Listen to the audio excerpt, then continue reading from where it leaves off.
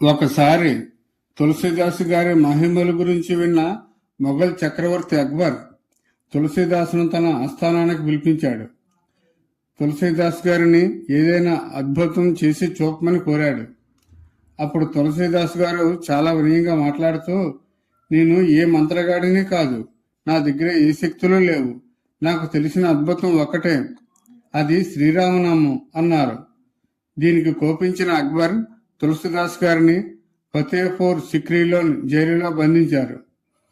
జైలులో ఉన్నప్పుడు తులసీదాస్ గారు హనుమంతుడిని స్మరిస్తూ 40 చౌపాయిలతో అంటే 40 పద్యాలతో కూడిన హనుమాన్ చాలీసాను రచించారు.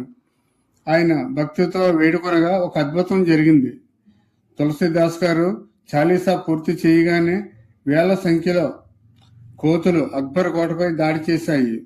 అవి కోటలోని సైనికులను విసిగించడం, రాజభవనాన్ని ధ్వంసం చేయడం మొదలుపెట్టాయి. ఎంత ప్రయత్నించినా ఆ కోతులను ఆపడం ఎవరికీ సాధ్యం కాలేదు. చివరకు ఒక విద్వాంసుడి సూచన మేరకు ఇది తులసీదాస్ గారిని బంధించినందుకే జరిగిందని అక్బర్ గ్రహించాడు. వెంటనే తులసీదాసును విడుదల చేసి క్షమాపణ కోరాడు. తులసీదాస్ జైలు నుండి బయటికి రాగానే కోతులన్నీ శాంతించి వెళ్లిపోయాయి. హనుమాన్ చాలీసాలోని కొన్ని విశేషాలు తెలుసుకుందాం.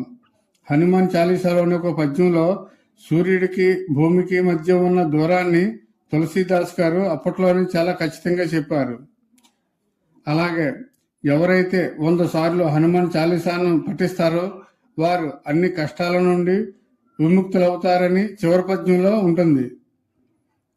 నేటికి ప్రపంచవ్యాప్తంగా కోట్ల మందికి ఇది ధైర్యాన్నిచ్చే శక్తివంతమైన స్తోత్రం హనుమాన్ చాలీసా.